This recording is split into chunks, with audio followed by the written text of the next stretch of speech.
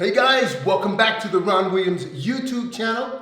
I'm glad to be back with you guys today. I'm going to do a series on joints because I think the joints are extremely important.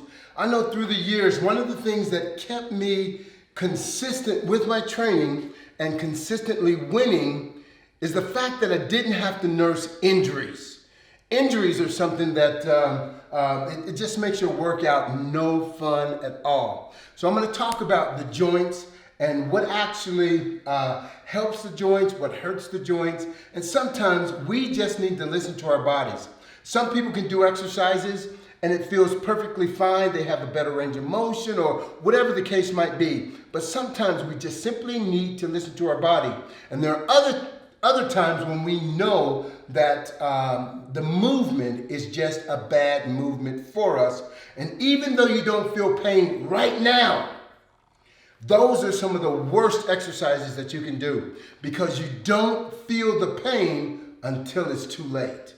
You'll find, 65% of all Americans struggle and suffer with lower back pain. And sometimes they'll get out of their cars and, that was just the straw that broke the camel's back. Them getting out of the car, because everybody gets out of their car, right?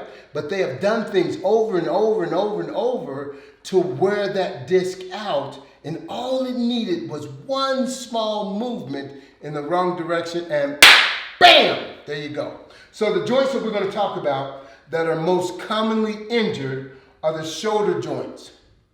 The elbow joints. With the shoulders, a lot of your old-time powerlifters and bodybuilders, the shoulders are so damaged from the things that they used to do. The pull-ups behind your neck, lat pull-downs behind the neck, overhead shoulder presses straight to the side, military presses. Because of this joint, it's so vulnerable. Then we have the elbow joint. We have the lower back, this whole lumbar area. We have the knees, we have the ankles, even the wrist. There are simple things that we can do to protect those joints. And that's what I want to go over and talk to you about in this series. So I'm going to go over a few exercises, and I'm going to show you the do's and don'ts, the why and why nots. And some of you say, well, I love that exercise. Well, by all means, if you love the exercise, keep doing it. Your gymnasts, a lot of times, what you don't understand is they're very strong. The gymnasts, they are so strong, and they build the muscle around that joint. But after years and years of wear and tear and poor movements, they pay dearly for it.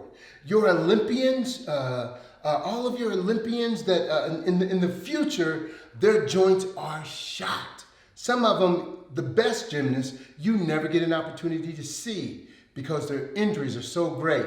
And then there are times you see the heroic gymnasts who go out on that mat or jump on those bars with injury, and they push through the injury. But later on in life, it is a huge struggle. They suffer with it chronically. So guys, here we go. We're going to jump right into it. Boom! Okay guys, we're going to start off doing this first exercise. I'm going to get in trouble from the very beginning because the exercise that I'm going to demonstrate that is horrible for you, we're going to start with the shoulders, are some people's mainstay. It's the most important exercise they do. And because it's an exercise that you don't have to have a gym to do it, you can do it basically anywhere, and it is an exercise that will give you development. That is not what I'm talking about today. What I'm talking about is keeping you injury-free. And this is not a good exercise, no matter how you slice it. It is dangerous for the joint. And as you get stronger, it becomes more and more dangerous because then you start to apply weight, and then more weight, and then more weight, and the pressure is against that joint. Now this exercise, I want you to watch it first before you make any how can I say it, judgment on what I am telling you, because it is such a mainstay for so many people. Okay, here we go. It is your beloved dips. dips. I'm not talking about a dip that you use on a machine. That's really not the original dips that we do. But the dips are with a machine with two bars that you hold on to, and you drop down and the shoulders rotate. If you can keep maintaining the shoulders back and down, and you can push straight down like this, that's not an original dip. The dips are normally done where if you watch my shoulders, watch them rotate forward. Ooh. Now I'm getting the full range of motion on my tricep, and I'm pushing. Ooh. Some people say I'm also working my lower chest. Make it a little lower chest, but more than you're getting a lower chest, you're going against that joint. Watch my shoulders as they rotate forward. Now they rotate forward. Now the worst part about this is, you know what? That is too easy. I can do way too many reps, so I'll tell you what. I'm gonna add some weight to my lat. So this weight that I'm adding to my body as I'm going down, the weight that I have pulling me down is pushing that shoulder out of the joint, out of the socket. Now remember, this is a ball in a socket. This joint is very vulnerable. You can move this joint in every direction because every muscle group from here up in your upper body is attached to it. The bicep is attached to it, the tricep, the shoulders, the traps, the lats, everything, the chest, everything is attached to this joint. But the danger is we have to be careful and protect that joint. Did you know with baseball pitchers, they only let them pitch so many times in a game and in so many times in a season because they know they're constantly going against that joint. Check it out. But the dips, you're putting demand pressure on that joint and you're rotating it forward in a position that's not natural, that the shoulders absolutely should not be in. So that's one exercise. Now I want you to leave your comments below. I know this is gonna blow up because everybody, a lot of people love dips, but you'll find some people also that when you read below, I want you to come back and read it again, and you'll say, Ron, and you'll hear people say, Ron, I wish I would have heard this from you years ago because my shoulders are damaged and it's from doing the dips. So just because you don't have pain now doesn't mean you're not creating damage. And when the damage is done, it's too late. You've got the damage there. You've destroyed some things there in the shoulder joint that sometimes can become chronic. Now I'm going to show you another exercise that people absolutely love and they don't want to get rid of because it's a mainstay in their workouts and they just love it. They love the way it feels. They feel the power of it, so they keep doing it. Do I really want to do this? Absolutely. You know why? There's no question in my mind that I should do this because I love you enough to tell you the truth and to protect you. And those that are doing it already, they're going to keep doing it because they love the exercise. But at least do it with this in mind, that it's going to cause damage. One of the things I do is I coach literally thousands of people, literally thousands. And over the years, so what I've seen is once you've developed poor form, you get strong doing it poorly. In order to correct that, you have to use a third of the weight to just get the form correct. But because you've done it so long the wrong way, instead of feeling weak, you'd rather do it the wrong way because you've developed strength in that position.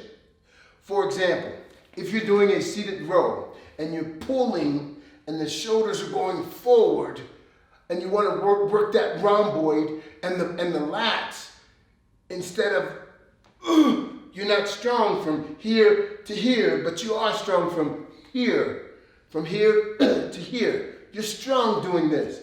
But when I say pull the first movement is pull the shoulders back and follow through with the chest lifted, lifting that arch, squeeze, you get right here and you have no strength. Your body automatically wants to do this. So you have to use less weight to correct that. And if you are extremely strong, doing it like this, you don't want to change because you like the way it feels. But for longevity, change. Okay, here's the next exercise. And it is called a military press. Now, the military press is done straight to the side. I had this machine altered. It had these two handles, and I left them on there. I can take these handles off at any time, but I left them on there for a demonstration. And this is how it worked. You put your arms to the side like this. Now what I want you to do right now is I want you to take your arms and bring them to this height where I am now. Now bring them a little bit higher. Now open your chest and squeeze those elbows back. Feel that stretch in your chest? Feel that stretch? Okay, now you feel that stretch in your shoulder joint. Mine is actually burning right now. And now take it and push up. Keep the elbows in the same spot. Don't let it go forward, but keep it back and push straight up. You'll feel that torque on the joint. You don't feel the torque on the joint as much when you've got weight and you're forced into position. But I'm in the same position and that torque is going against that joint. Now, some of you eat chicken, right? Some of you do. Some of you are vegetarians. Some of you don't eat meat. Some of you, you're vegans and certain things you just don't eat, right? But think about when you eat that wing off the chicken, you take that wing and you pull it off, similar to what you're doing here. You're taking your arm and you're pulling it back, going against that joint.